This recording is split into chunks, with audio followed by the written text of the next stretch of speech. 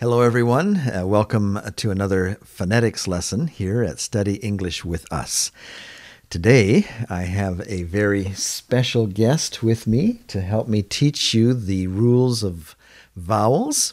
This is An, my beautiful daughter, and she's home from school today, as I'm sure that your children are probably home from school as well because of the coronavirus outbreak, right? Are you happy to be at home from school? Yes. Yes? But don't you kind of miss your friends? No. No, you don't miss your friends at all? Well, we're so glad that you have joined us today, and we hope that you will have fun learning some rules of how to pronounce the English vowels, when to make them short sounds, when to make them long sounds. And people who are learning English for the first time are always just a little bit confused when they're reading an English book. How do I pronounce the A and the E here? Should it be the long sound or should it be the short sound?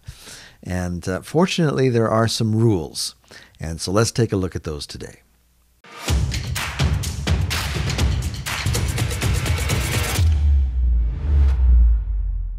Now, of course, in almost every circumstance in life and in language, whenever there's a rule, there will be exceptions to the rule. But rules help us learn. And when we talk about the English vowel rules, this is kind of a guideline. Sometimes there'll be exceptions to the rules, but in most cases, we'll be able to follow these rules and know how to pronounce words when we see them for the first time. Now, last lesson, let's just do a quick review.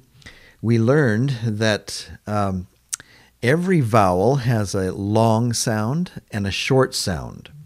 And if we were to go back and take a look at the vowels here, A, E, I, O, U, when you learned the English alphabet, you also learned the long sound of the vowel. So if you ever want to know what the long sound of any vowel is, just remember what you learned when you learned the English alphabet. It's A, E, I, O, U for the long sounds. But what about the short sounds? Let's just do a quick review here from last lesson. Here's the short sound for A. Maybe Anan, you can help us. Apple. Apple is right. Apple. And? Elephant. Elephant, yes. That's the short E sound. Elephant. What have we got here? Igloo. And that's the I. The short sound of I is I. What have we got here, Anan? Octopus. An octopus. Now, the O, the long sound is O, but the short sound is octopus. And? Umbrella. That's right. Did you bring your umbrella today? No. Here it is, The short sound for U is But we come back to the question, how do we know when to use the long sound? How do we know when to use the short sound? So let's take a look at some rules.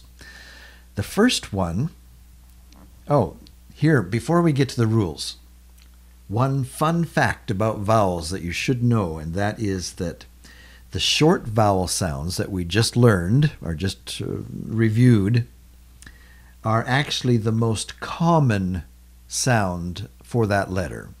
For any A, E, I, O, or U, when you see it in a word, most of the time it's going to take the short sound. But when do you use the long sound? Do you know these rules? I think Anna's just recently learned some of these rules at her school, right? Let's take a look at the first rule.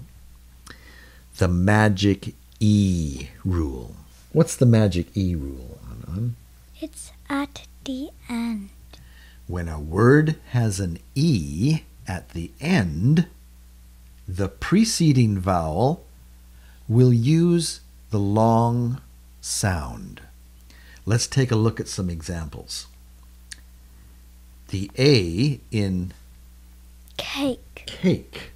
Because of the E at the end of the word, that lets you know that the A, or the preceding vowel, should be pronounced using its long sound. K, A, K, K. And it's interesting that usually the E will be silent, right? Cake. There's no, you don't say cakey, right? There's no cakey, it's just cake. So the E is silent. Here's another one. Vase. Vase. That's right. Now, some countries, or even some people in Canada, will pronounce this vase using the short sound of the A, va, rather than vase, using the long sound. So, if we wanted to know who's pronouncing it right, it's hard to tell because different countries have developed different ways. But in most cases, when you see the E at the end, what happens to the preceding vowel? It turns into a long A. Yeah, that's right. So if we want to follow the rules, we would pronounce this vase instead of vase like some people do. So, next rule. Oh, this is a fun one. When two vowels go walking, what happens, An? The first one does the talking. Yes. When two vowels go walking together, the first one does the talking, and what happens to the second one? It's just silent, right? Even though it's there, we don't hear it at all. Let's take a look at some examples. Oh, not only is the first one do the talking, and the second one is silent, what else is happening? The vowel takes what sound? The long or the short? Long. That's right. It takes the long sound. So whenever we see this, where we've got two vowels right next to each other, they're walking together, the first one does the talking, the second one is silent, and the first one takes the long sound. What have we got here? Did you say it? Rain. Rain. So we've got the A sound, in a long form, the long sound of A, rain, but no real I sound, right? It's not rain. It's just rain. All right, I think we have another one. Oh, yes. What's this one, Anan? Made. Made. Made. So we hear that long A in there. Made. We don't hear much of an I there. Just the D. Made. So when two vowels go walking, the first one does the talking, and the second one is silent. The first one takes the long sound. All right, another rule. This one is called the open syllable rule. Do you want to tell us what this rule is, Anand? If a vowel is at the end of a syllable, it usually takes the long sound. Okay. Yeah, if a vowel is at the end of a syllable, it usually takes a long sound. Let's take a look at some examples of that. Here is a two-syllable word. It doesn't really look like it because it's so short, right? Acorn, but it is. It's two syllables. A-corn. A-corn. There's two syllables there. And when the A is at the end of any syllable, it takes the long sound, right? So let's look at it. How do we say this? Say it again for us, Anand. Acorn. That's right. It's A, the long A sound. Acorn. I think we have another example here. Yeah. Table. Table. Right. Te, the long A, te, because it's at the end of a syllable, right? Te is the first syllable. Bull is the second syllable. So a two-syllable word where the vowel is at the end of any syllable, it takes the long sound. All right, so that helps us know when we should use the long sound. What about some rules to help us know when to use the short sound. Have you learned any rules like that at school? No. No, you haven't? Okay, well, I found some, and so let's learn them together. When there's only one vowel in a word, either at the beginning or between two consonants, it usually takes the short sound, like Hat. hat. So, what's the rule? When there's only one vowel in a word, whether it's at the beginning or between two consonants, it usually takes the short sound. And that's what happens here, right? It's not hate, it's hat. Hat. What about this word? Fan.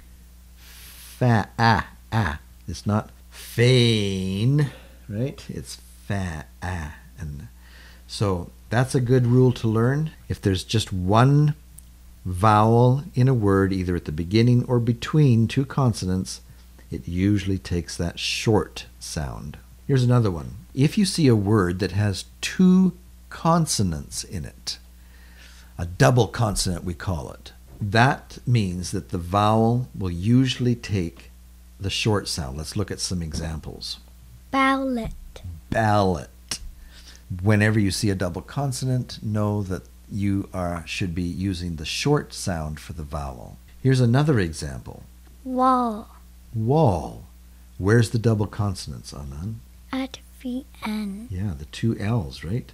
So because of the double consonants, what's going to happen to the vowel? It is the short sound. Yeah, it's going to be the short sound. That's right. Do we have one more rule? Oh, the end of word rule. If a vowel is followed by a single consonant at the end of a word, the vowel will take the short sound. So if you ever see a vowel followed by just a single consonant, and that single consonant is at the end of the word, then the vowel is going to be short, not long. So what do we have here? Cat. Cat, right? Cat. And Fat. fat. At. Fat. It's not fate, it's fat. If we put an E at the end of this word, then it would be fate, right? The A, the vowel would be long and the E would be silent, but we would know that we pronounce it in a long form rather than a short sound because of the magic E, right, at the end of the word. Remember the magic E rule? If there's an E at the end, we pronounce it long, fate. But this doesn't have the magic E, so it is going to be fat. We know that because the consonant is at the end of the word. All right, well, I believe that does it for this lesson. Thank you, An, for helping us today. And we hope that you will start some kind of a learning program here at school or here at home. I wonder what you are doing with your children now that they're home from school. What kind of lessons are they taking as they stay at home? Let us know in the comments below how your children are learning at home. We need some ideas. Maybe we can take some online lessons. We're thinking of getting a typing program so Anand can learn keyboarding. We're doing some drawing, right? You're writing some journals. You're doing some things, right? Yeah. And I think we'll come up with some more ideas, especially if you help us. Let us know what your students are doing as they stay home and self-isolate during this coronavirus pandemic. So long for now. We'll see you in our next lesson. In our next lesson, we are going to be learning, I think, the 7 sounds of A. Yes, 7 sounds of A in our next phonetics lesson. So stay tuned for that. But bye for now. Bye.